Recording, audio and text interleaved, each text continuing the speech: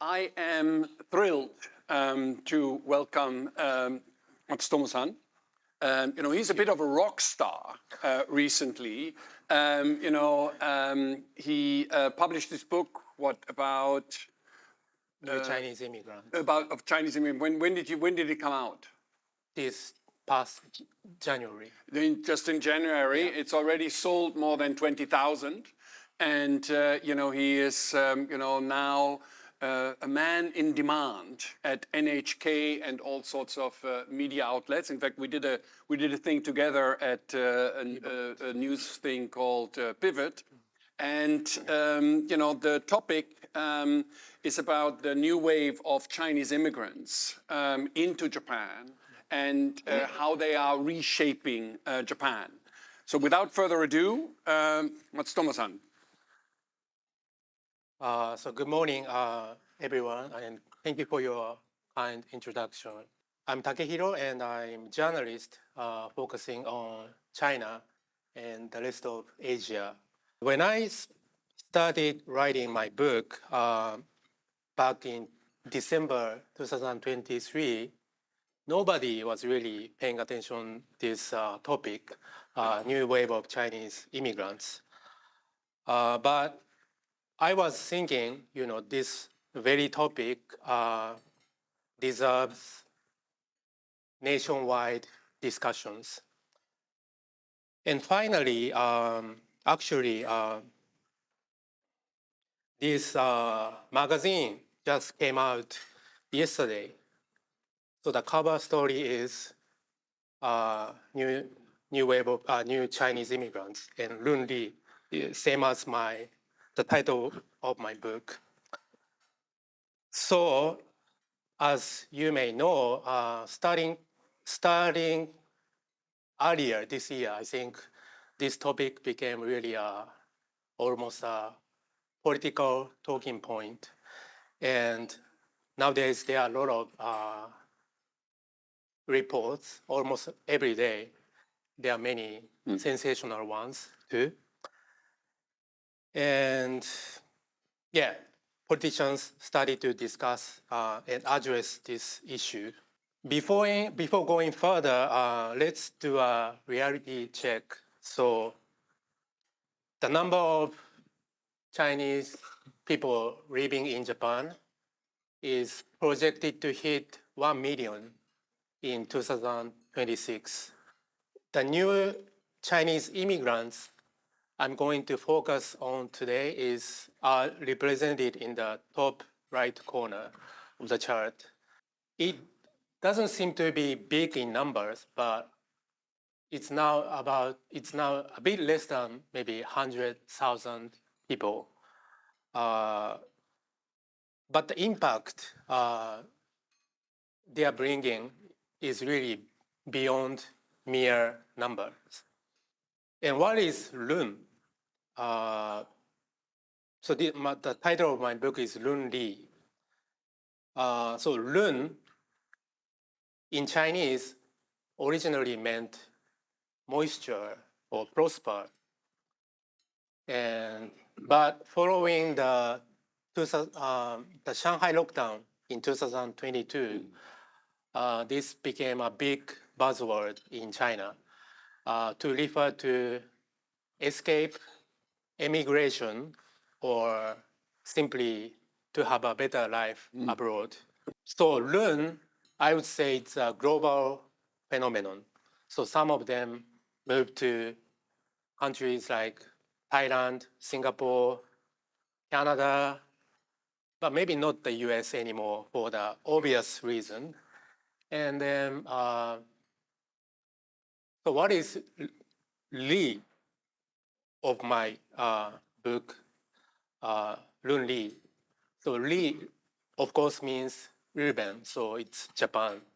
And putting these two characters together, it means the new Chinese immigrants escaping to Japan. And there are several reasons why they choose Japan over other countries. First and foremost, it has to do with the cost effectiveness here. So everything is, according to them, everything is cheap here, even real estate. And so simply, it offers good value for money. And geographically speaking, of course, Japan is really close to China, so it's quite convenient to go back and forth between the two countries. And again, their first choice used to be the US, but not anymore. And I noticed the latest trend, which is run. So this means the second run. So I noticed some Chinese people living in the US are also coming to Japan these days. And for Japan, it's quite easy to get a long-term visa. Like within few months, they can make sure to receive a long-term visa. And at the same time, the Japanese use kanji, the Chinese characters. So they don't really need to acquire a new language from scratch. So that's also a plus. And then they, of course, appreciate really robust and sound healthcare and social welfare systems. And this generation, mostly they are in 30s, 40s, and 50s. They grew up with Japanese brand products like Sony, Panasonic, and they grew up watching Japanese animes. And then these people happen to be also a generation who had a chance to visit Japan as tourists in the 2010s. And this is my hypothesis. How are they different from the older generation? So they have a really global perspective. So they compare different countries and finally picked Japan. And then many of them are from big cities in China, like Beijing, Shanghai, Hong Kong. And then they like to live in really the city center here. That's an obvious trend. And then by profession, they could be entrepreneurs, academics, or some kind of professionals like engineers. Also, there are a lot of intellectuals, artists flocking to Japan. And they have comfortable amount of assets at home. And then they do enjoy the lifestyle in Japan. And I would also add that they are not necessarily happy with the CCP's rule because by definition they escaped from China.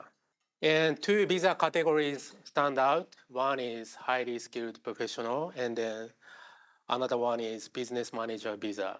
So it has been increasing over the past several years. My hunch is that more than 50% of new Chinese immigrants live in Tokyo, as you can see in the graph. And also, if you look at the number by word or ku, Bunkyoku quite stands out, and I will explain why later. So Bunkyoku is really popular. And the similar trend can be observed in Osaka City. They live in city centers. And then, but I would say the landscape there is a bit different from Tokyo. I visited there in April. And then actually under the national strategic economic zone system, in almost only in Osaka, people can operate Airbnb-like accommodations, so-called minpaku, year-round there. So actually, this is a pathway for some Chinese to obtain a business manager visa. Yeah, and I was also shocked when I visited this neighborhood in the city center called Shimanouchi. So this is like now emerging new Chinatown. There are a lot of Chinese restaurants and also many drugstores run by the Chinese, and then also again a lot of minpak accommodations, hotels opened by the Chinese. And this area is now like a hub for scalpers, like those who buy and resell in China. I was there in one of the drugstores, and I saw many Chinese tourists buying so many products at once, and then I was also surprised. There I asked clerk there, and they say they also sell prescription medicines. So apparently this is illegal. So I was really shocked. Yeah, that's what's happening on the ground in Osaka. Let's talk about impacts these people are bringing into Japan. Education is a big factor. Japan now almost functions as the second school district for the Chinese. Well, this is a natural consequence because Japan faces serious depopulation issue, whereas while in China, exam wars are ever intensifying. So there are a lot of Chinese cram schools across Tokyo these days. And also the ratio of Chinese students to the total in major prep schools like SAPICS is going up, maybe up to 25% in some branches. And then again, okay, Bunkyoku, here you go. So, there are 4 prestigious public elementary schools there. It's called 3S1K. So a lot of Chinese students want to move to this school district.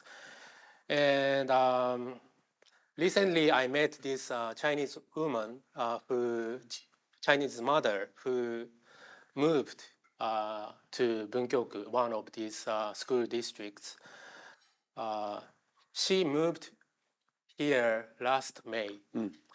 And actually, she says she's now trying to move out. Can anybody guess why she wants to move out? Just 1 year after she came to Bunkyoku. So, any guess? Okay, I'll give you the answer. No worries.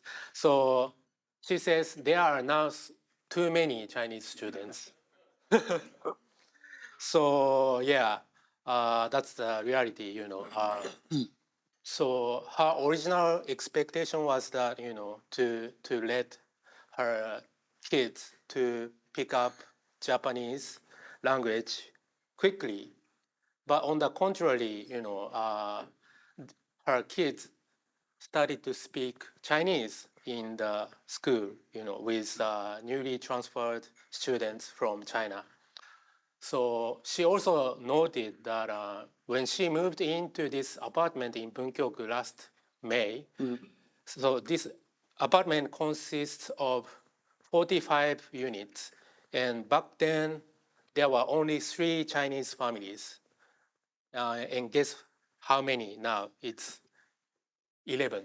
So it's really, so the Chinese people are really increasing in this neighborhood.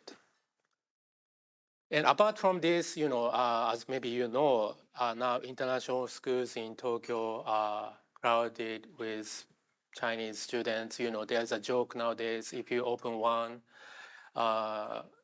international school, then you will receive 100% Chinese students. So it's like not international schools anymore. It's like Chinese schools. And some Japanese universities are now offering courses in Chinese language. And at the same time, I noticed through interviews that some high schools are receiving Chinese exchange students really aggressively. And then, as you may know, as you may hear from the news, top graduate schools like Waseda and University of Tokyo are receiving a lot of Chinese students. And culturally speaking, I think it's noteworthy that there are now 5 Chinese language bookstores just in Tokyo.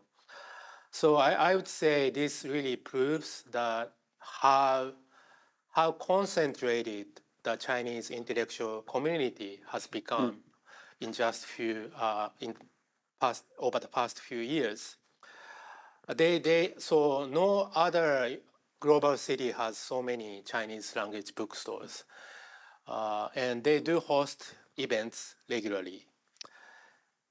Also, a lot of art professionals, including documentary filmmakers and like painters, are coming to Japan, and actually there are more and more music and even comedy performances happening in Tokyo. So not far from here, there is this live house actually opened by the Chinese school live bar, opened last summer. At the same time, to accommodate the super rich, Chinese super rich, membership clubs and also high-end restaurants from China are popping up in Tokyo. Well, economic impact is also huge. So high-rise condominiums in the Tokyo Bay area are particularly in high demand, but the super rich tend to live in this neighborhood, like the 3A, Aoyama, Azabu, Akasaka, thank you. So yeah, but they are not so happy with the size of these flats. They think it's a bit too small. So that's why some Chinese developers themselves started to construct apartments and homes, especially in rural areas. And we know that these people are buying real estate with cash, and it has long been a puzzle for me. Like, how do they get those cash? And then I learned many of them are actually using underground banks, and I visited a few underground banks as written in my book. Was quite an experience. And also, these rich Chinese people are now trying to buy Japanese businesses. For example, breweries. Some of them are also trying to buy hospitals, clinics, and then office buildings. And sometimes I also know there's this case that Chinese people trying to buy a university in Tokyo. And there are some of Chinese businessmen. People are also trying to buy J-League football teams. Politically speaking, like I just mentioned, Chinese intellectuals are clustering in Tokyo. Well, this is again a natural development, I would say, because Tokyo is becoming like an alternative to cities like Beijing and Hong Kong. There's no now freedom of expression is quite limited in these Chinese cities. The Japanese government kind of helped accommodate those Chinese intellectuals. Ministry of Foreign Affairs started to receive these Chinese intellectuals starting in around 2010. So some people point out that the situation is becoming similar to late Qing period when revolutionary Chinese intellectuals stayed in Japan. For example, Liang Qichao, Lu Xun, or Sun Yat-sen.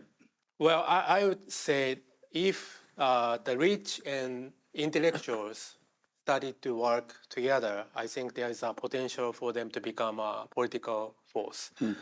But in that scenario, I would also argue that maybe the CCP would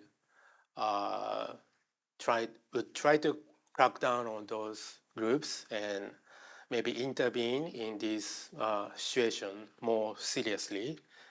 Could be maybe more violently even. Adding to that, I realized there's this growing trend nowadays. Some people born in China, they are trying to become politicians. It's also quite natural for me because in rural Japan, democracy is not functioning so well because not so many people want to run for office. So I know there's a case in rural Japan, actually in the western part of Japan, this Chinese woman got elected automatically because there were no sufficient candidates. So I think this trend may accelerate in the future. What about the public response from the Japanese? To put it bluntly, they are not really welcoming additional immigrants from China. And this is a survey from last year. So with many more people noticing that, real estate prices in Tokyo going up, almost skyrocketing, and also the schools like University of Tokyo becoming more filled with Chinese students, I would imagine that the national sentiment even deteriorated over the past several months. And then, but I also need to say that as the saying goes, one person's gain is another's, one person's loss is another's gain. So while some Japanese people may feel left behind, I think some others are seeing a new opportunity because it could be a source of new demand. So, for example, like developers, real estate sector, education, and even financial sector are interested in targeting this group of people, the so-called loan money. So I actually received an email from one of mega banks last week, and they said we want to launch a new business, and we would like to exchange views with you, and for free. And so, well, I think I should start charging these people in the future. Joke aside, and also I think there's some sort of elitist view, I would say. They believe, this new type of Chinese immigrants could enhance kind of Japan's competitiveness, but I think that's arguable too. So yeah, I think we should also note this kind of opinion. Well, yeah, they say these people have a potential to really revitalize the Japanese economy. So any policy shifts on the horizon in Japan? I think simple answer is yes. So we are approaching, the upcoming. So we are going to have upper house election next month, and many politicians started to address this issue. For example, the LDP just launched a new special committee on foreign resident policy, and then the rising opposition party, DPFP, Democratic Party for the People, they are aggressively raising this issue these days. So there are some possible policy adjustments, I would say. One is maybe Japan will Japan will stop easing requirements for long-term visa. For example, business manager visa is nowadays widely discussed. So one requirement is, well, so applicants need to establish a new company here, and they also need to pay 5 million yen.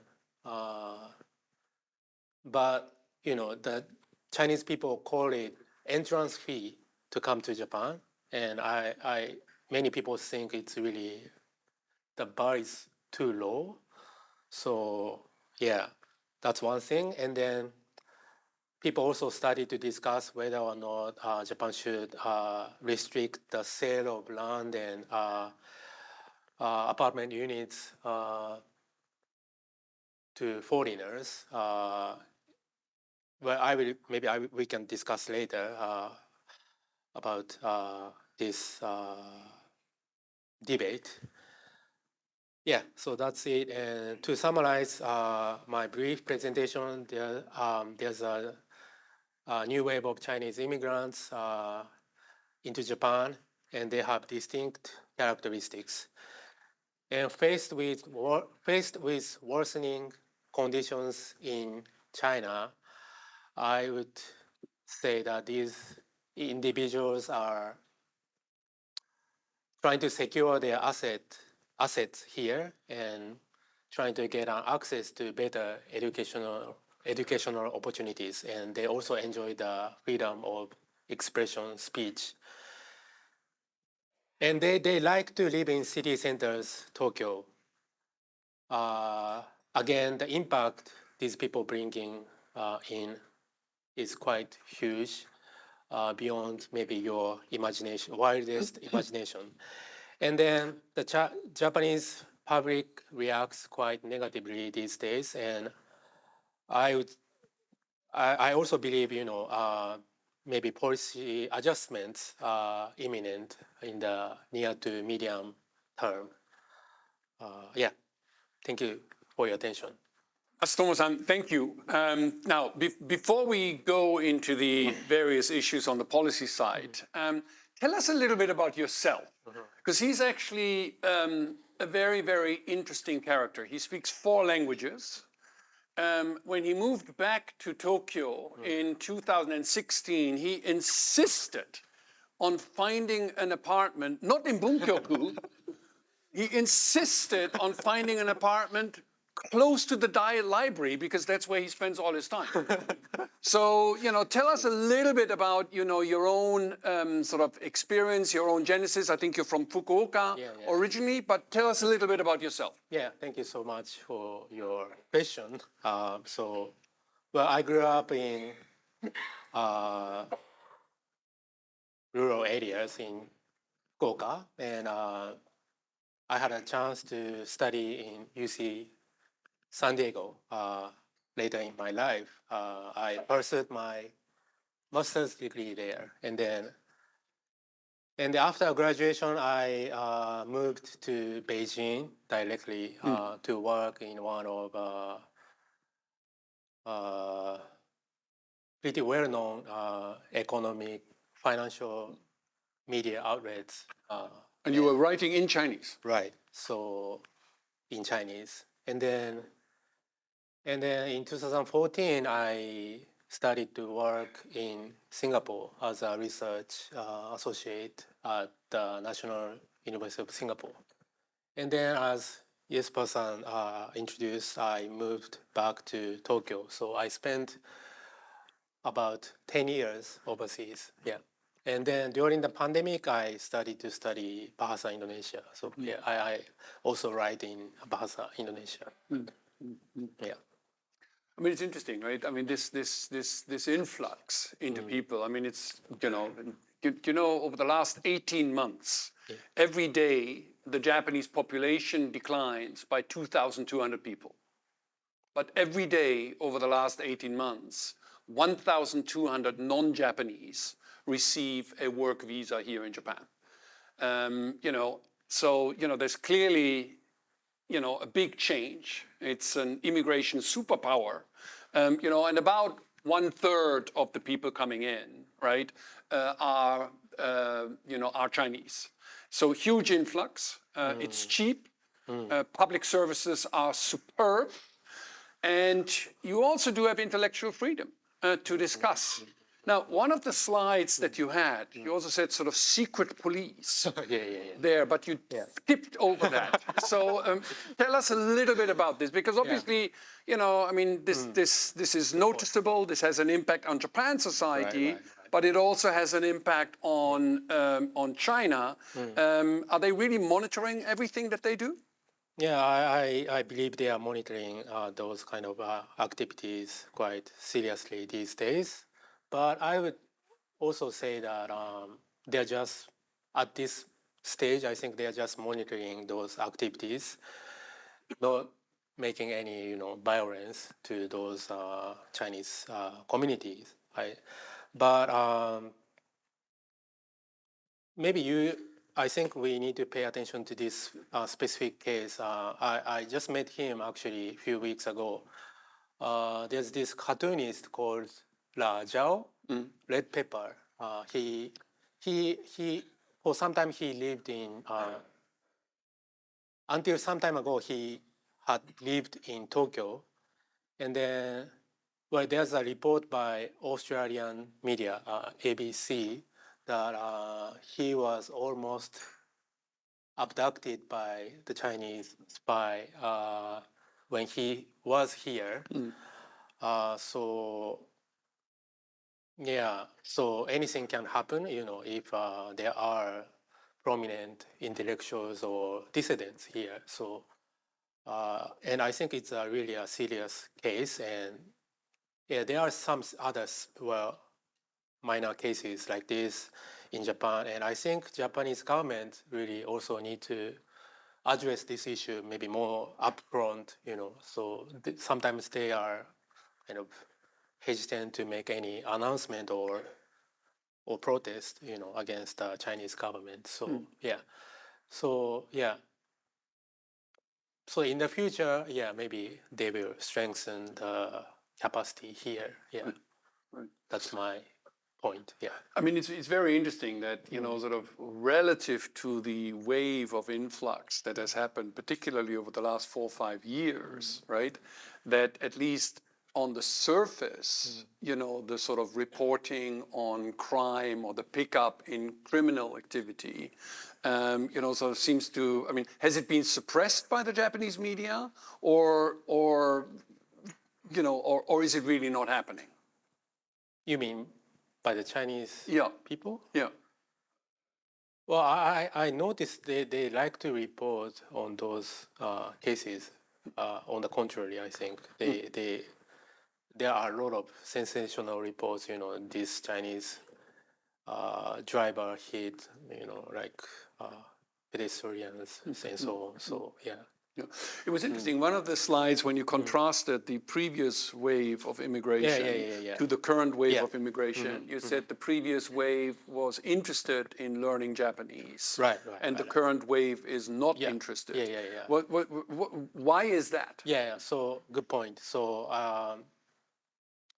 So technically speaking, they are already like middle-aged in many cases. So acquiring a new language itself is a bit challenging. And also because many of them are here with their family members, so they need to take care of their kids and maybe they don't have enough time. And also the Chinese community in Japan is now big enough, so you don't need to really speak Japanese just to survive here. So I think these all matters. Right. Do you notice when you sort of observe and do the field research, with the people? I mean, maybe it's still a little bit young, but do they stick to themselves, or is there, sort of intermarriages? Do they, date Japanese people get married to Japanese people? Any sort of insight? Do they want to mingle or do they not want to mingle? That's also a good point. I would say maybe the older generation, maybe they do these kind of things, but I think They go on dates. The older generation, I noticed that right amongst. But new generation, maybe they are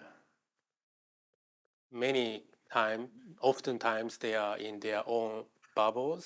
So, well, they have their own ecosystems like bookstores and so on. So, well, there are many like chat groups, for example. So, like if you go to the same school or you live in this condominium, you have your own community.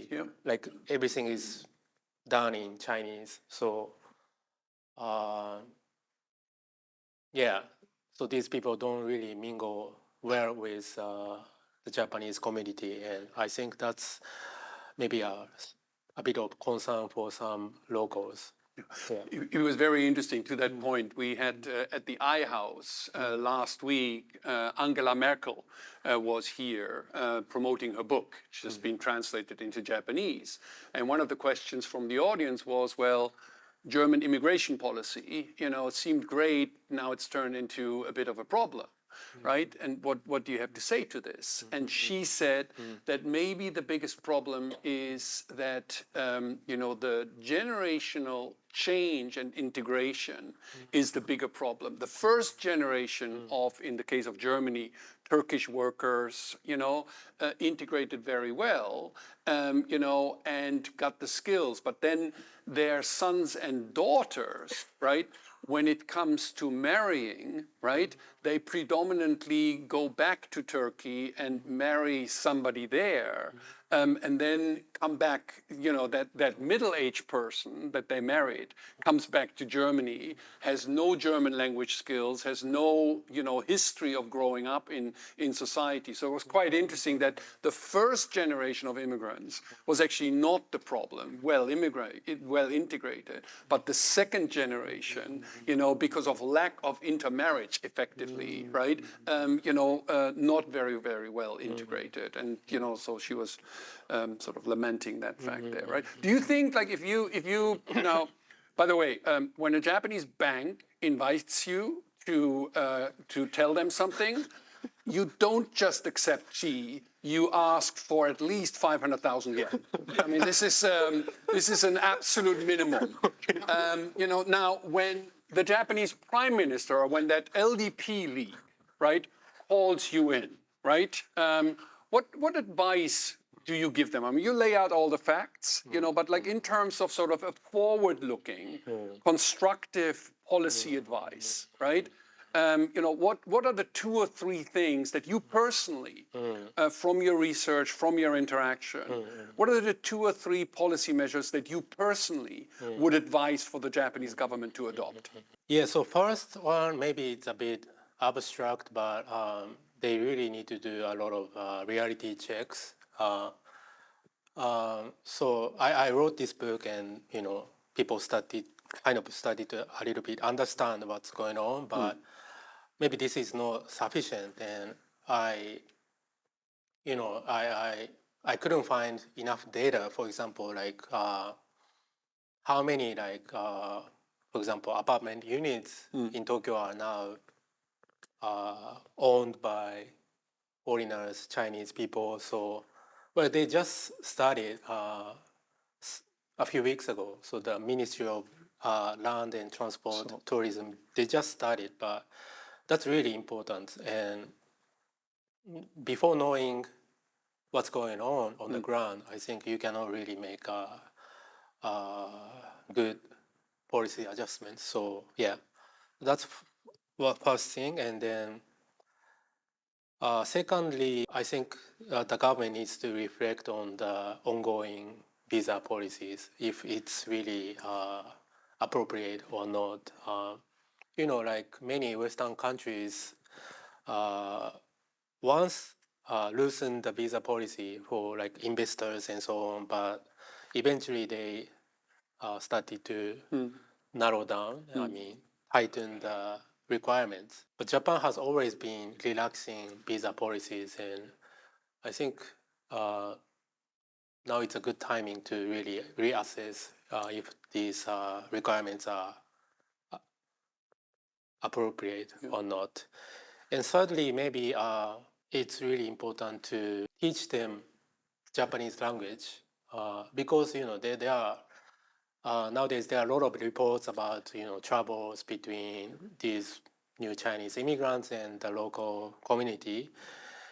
But perhaps these new Chinese newcomers, maybe many of them don't speak good Japanese, and that's why they don't even realize there are some rules, and it's Japanese rules are not always like clearly written. So so Really? yeah, you know that. So yeah, to understand Japanese culture and beyond, I think learning a language is really the very first step. Yeah. I mean, it's very interesting because from an economist perspective, right? I mean, this is a net plus for the overall system, right? And the reason, in many European countries, you've got massively bloated, support systems and social welfare schemes. For example, you arrive in Germany, basically for the first 2 years you cannot work. You just a drag on the system, and so there's all these complicated calculations. How many years does it take before it actually becomes a net plus? While in Japan, it's a net plus literally from the word get-go. Right, because it doesn't matter whatever business it is that you're doing, whether you're scalping or whether you're selling drugs. I mean, as in legal drugs. No, but you get the point. I mean, it's a net plus because these people come with savings and they start to invest. There's a reporting issue because a lot of the Airbnb transactions, as you mentioned, are conducted, somewhere in China on your mobile app, so they don't go through the Japanese banking and settlement system. But these are ultimately minor issues in the sense of that the economic boom that you got even in Bunkyoku, which used to be sort of at risk of falling into the sea, now is alive and kicking. So now let me ask you one final question, and please prepare the question from your side.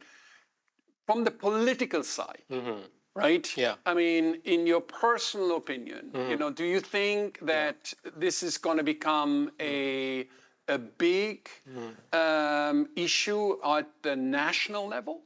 For example, we've got the upper house election in 6 weeks. Yeah. Is this a real topic or just an otaku topic?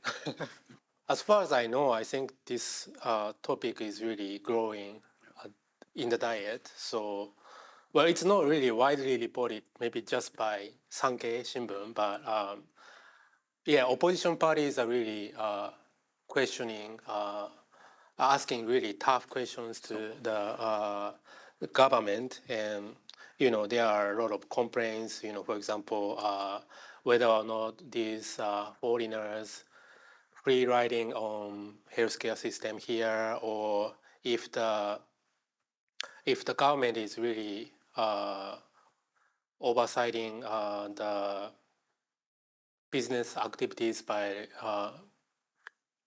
long-term visa holders here. So maybe the oversight is not, the capacity is not there. Maybe we need to strengthen the capacity. For the land acquisition issue, it's really growing as a big political topic. Some say we should introduce the reciprocity principle.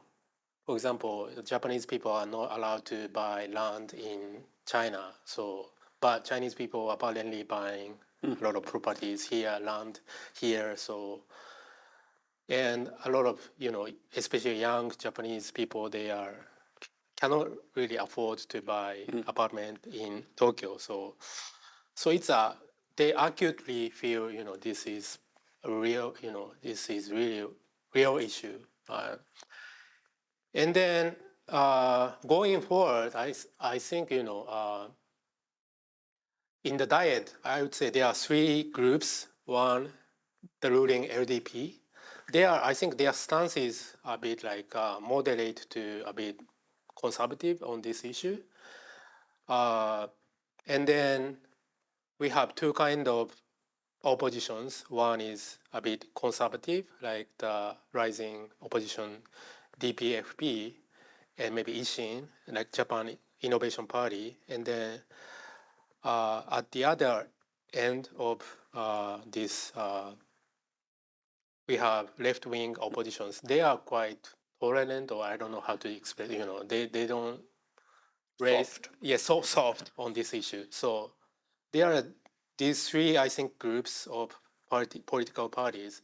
So after the election, we don't know what kind of coalition government will come out. It's we don't know if the LDP new Komeito coalition can survive. So there's now talk whether they are going to add new party in the coalition government. For example, possibly CDP, Constitutional Democratic Party, the left-wing party. So if they form a new coalition government, maybe the stance will be a little quite moderate, soft, and maybe not much change. But in the scenario of, for example, the DPFP, the opposition, conservative opposition, or if they form a new government, then I think maybe more radical shifts would happen. Well, but I'm sure it will take a lot of time to make really like these kind of policy adjustments. It takes time in Japan. So what is amazing, if you actually look at the data, it's you know that in Shinjuku, right? Shinjuku-ku, right? If you look at the population 15 to 65-year-old, right? You now have almost 30% non-Japanese residents. Now, there's a lot of Japanese who are over 65, but again, the Chinese don't come here to retire, right? They come here to enjoy life and to work and to be blunt, escape China, right? So, any questions from the audience? Please don't be shy. Gymnazo Tachioi, thank you very much. Very quickly, you talked a bit about the fact that the new Chinese are not learning Japanese. Do you see them therefore not integrating, one, and then two, a broader question. Do they see themselves as exile community of China, or do they see themselves as people and as a family and as a group that ultimately will become integrated into Japan in the long term?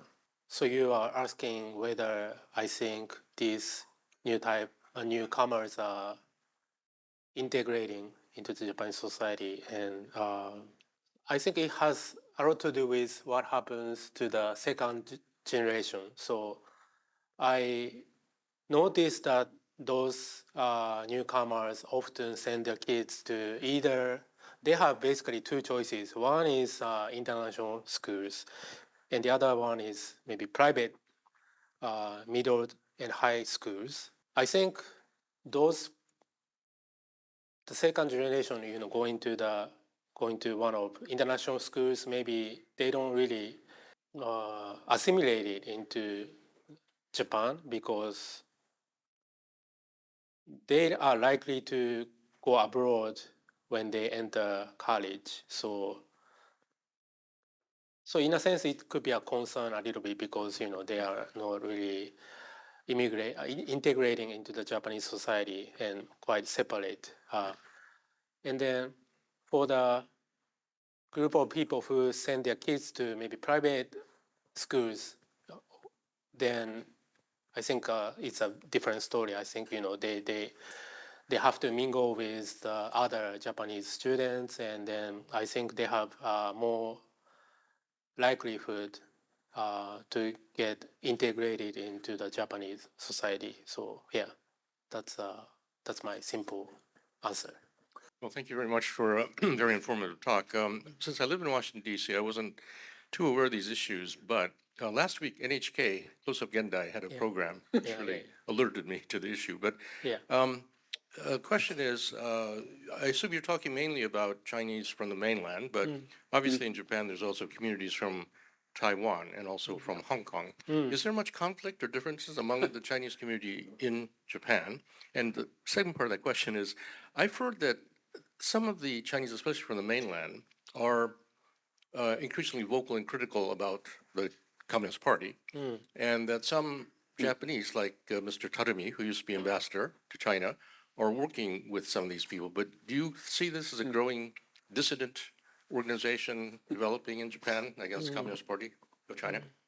Yeah, the community, these different communities, I think they are really quite different. Obviously, because their origins are so different. And I also interviewed a few Hong Kongese to write my book. And yeah, well, nowadays they have stronger identity as Hong Kongese. So yeah, and Taiwanese, yeah, definitely different from the mainlanders. And so yeah, simply put, I think, yeah, they are quite different communities. They don't interact, not really conflicts, but yeah, they don't really come across each other, I would say. And for the second question about dissidents, I actually see a bit of trace that these dissidents from different communities started to know each other. I mean, I also need to note that some foreign embassies are interested in these kind of groups, and they are maybe they're kind of trying to connect the dots. So that's also happening. And during my presentation, I also mentioned whether or not the rich and the dissidents will cooperate in the future. I think it's gradually happening. Yeah. I'm curious if you have any statistics on how many of this new generation of families seek permanent resident status. I'm quite familiar with the business visas and that community in Japan as well as in the United States, but it's a different thing to seek a permanent residence, although these days it's way easier than when I became a permanent resident. So I'm curious about the Chinese families that are here with their children.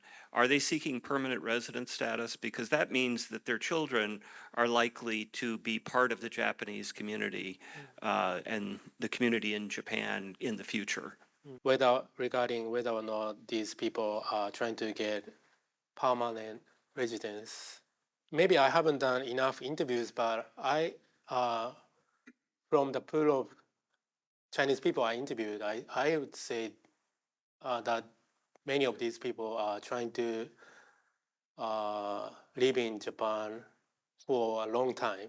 And well, but in reality, if you get one of these two visas, you need to renew every like few years. So it takes some time.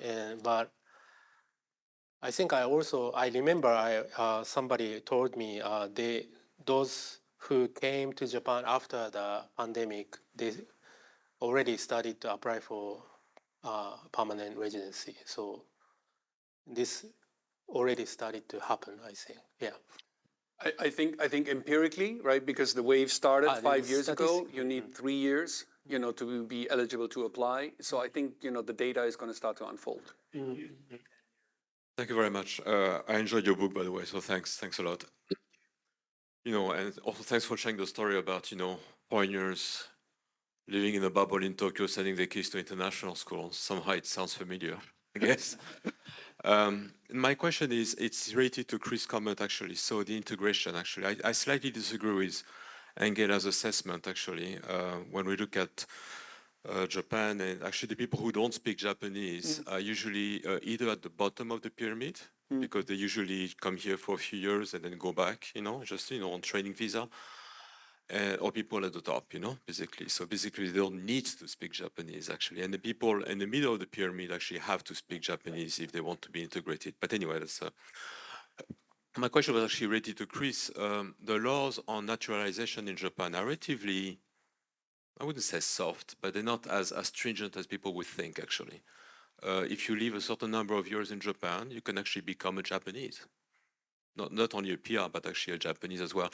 Have you heard from political circles some moves to actually change that potentially? Because is there actually a fear that many of these Chinese will all of a sudden, I don't think so, but also become Japanese and become, Japanese politicians and so on and so forth, So any impact on the Japanese naturalization law? Well, yeah, that's also really a timely topic. Yeah, I'm aware that some people saying, we should change the requirements for naturalization here. Like sorry, correct me if I'm wrong, but I think there's like no concrete oath kind of thing, like if you are Japanese, blah, blah, blah. So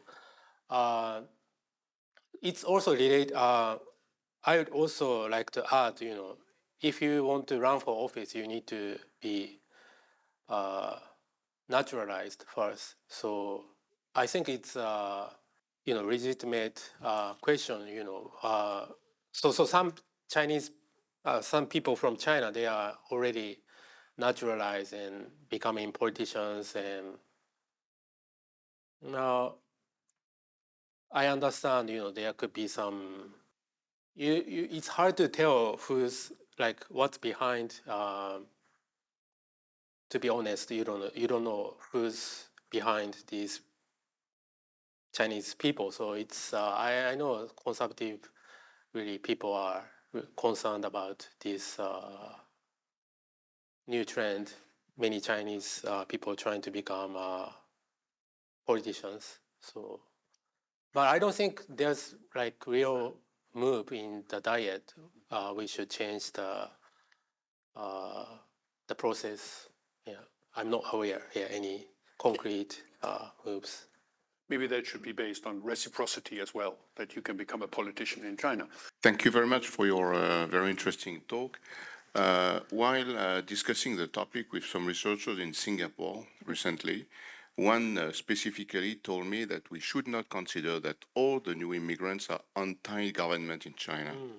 And some of them would, according to him, would be encouraged to invest in Japan to secure assets, first because Singapore now is overwhelmed with Chinese investment, and also in order to secure some assets in case of future sanctions to China, so that to diversify the investment. So in your research, have you met some people who were in this situation? I wouldn't say, all of these newcomers are anti-government. So, well, that makes things more complicated, maybe. And yeah, I think Singapore is a good predecessor, a good example. I mean, they overwhelming number of Chinese people moved there, and so they had to strengthen the regulations on real estate purchases. And yeah, and I don't know, I'm answering your question directly, but I think it's also important to be aware that there's this risk of money laundering spreading in Japan. Like Singapore just experienced a huge, biggest ever money laundering case involving actually a lot of new Chinese immigrants. They had Cambodian passports and so on. So I'm a bit afraid maybe the Japanese government is not really pay so much attention to this case, but I think it's really related to Japan. And there are a lot of Chinese run scam centers nowadays in all part of Southeast Asia. And I think gradually they are also entering the Japanese market. So, and also, Japan is going to have going to open casino, and then maybe Chinese money also flood in, and then yeah. So I agree with you. I think there's this concern, and we need to really detect what kind of money is coming to Japan. Yeah. As economic security has become, not just a topic, but actually resulted in concrete legislative changes, it's become very difficult, or basically impossible, for certain strategic assets like water rights and forest rights. Fisheries are off limits. Media continue to be off limits, and the enforcement is very tough. And it's not anti-Chinese. It's if you're French and want to buy a fishery, that's not going to happen. And there's plenty of debate about broadening this out into other areas. This is a question from Mary Beth Graybill, and she's wondering what you're seeing in some of the regional cities. She mentions Fukuoka. And if I may add, in your book, you talk about some of the Chinese investments in immigration in, for example, Niseko or in Kyoto. Can you talk a little bit about what you're seeing in some of the more regional cities of Japan, and what are the trends? What are you seeing there? Up to now, I think many people really gathered just in city centers, like I mentioned in my presentation. But yeah, I think it's now time to discuss this urban rural landscapes. Well, like I pointed out, I think many Chinese developers started to build their own apartments. Yeah, Niseko is maybe also a good case in point. Yeah, and in Fukuoka, I didn't really mention a lot of details about this huge project. Actually, this is a project in rural area in Fukuoka. So there's this company now trying to build a huge apartment complex which can accommodate like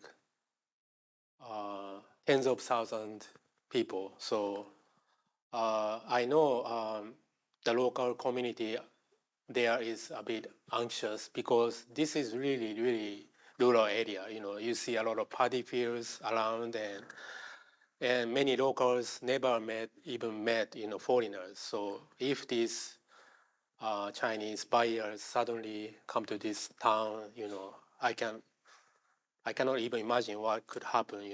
There must be a lot of frictions between the locals and newcomers. So yeah, I think it's becoming a real concern in these rural areas. But on the other hand, I think yes, the reason why this topic becomes huge these days, I think they really concentrate in city centers. So I heard my book sells so well in inside Yamanote line. So because everybody knows there are this kind of people. So going forward, one way to accept these people maybe some local municipalities may be willing to accept those wealthy Chinese people or the investment. So if there's a better match between the Japanese local communities and newcomers from China, then well, maybe everybody can be happy. So yeah. Thank you, Martin Laflamme from the Canadian Embassy. 今日勉強させていただいて誠にありがとうございます。A couple of things I wanted to ask you. You mentioned briefly about the informal remittance networks and underground banks that some of the PRC immigrants were using. And so I'd be curious if you could share a little bit more about how that works. As you know, there's a limit in China. You cannot, officially anyway, on paper, you cannot send out more than $15,000 a year. So if you want to buy an apartment in Tokyo, you need a lot more than that. So how they bring the money in would be interesting. And the other thing is you mentioned that around 2010, the Japanese government was openly supporting some Chinese intellectuals to come to to Japan. So I was wondering if you could tell us a little bit more about how practically they were doing this. Thank you. For the first question you raised on informal remittance system, so I also learned that this kind of method is quite common among the Chinese communities. It happens not just here, but also elsewhere. So for many Chinese people, it's really a normal thing. And then practically speaking, yes, so I was just meeting, I was meeting with this Chinese friend who works for a real estate agent here yesterday. And he said about 70% of his customers, all Chinese, they use underground banks. And well, how it works, I mean, the mechanism behind it, it's a bit complicated, but I know that it involves international trade among Japan, China, and the third country. So it's this remittance system is parallel to this international trade. So It's called fake invoices. yeah, also something like that. And yeah, there are also other methods used. And It's very interesting. As you know, in China, the balance of payments, which measures the interactions, from China with the rest of the world, the largest item is errors and omissions. So they're very creative. Yeah. So and the other question on the Gaimusho. yeah. So yes. So maybe you know that this move was pushed forward by the former Japanese ambassador to China, Mr. Tarumi, right? This is his initiative, and as far as I know, it's not Ministry of Finance directly invited these intellectuals. I think more often cases, in many cases, quasi-governmental organization close to this Ministry of Foreign Affairs arranged this kind of visit. So yeah, that's how it works. Fantastic. We're going to have to break it off. Thank you very much. Now, read the book. It's very interesting. It's coming out in Chinese, right? Yes. In Taiwan. Yes. Right? It's coming out in Chinese. Hopefully. And he's waiting for the German translation. Right? If anybody has connections to a publisher in the English language, I think it would be very, very important and a very, very good documentation. And it's going to continue to be an issue that is going to become more influential and more important to monitor in terms of the policy framework of Japan. I want to thank everybody. I want to thank you.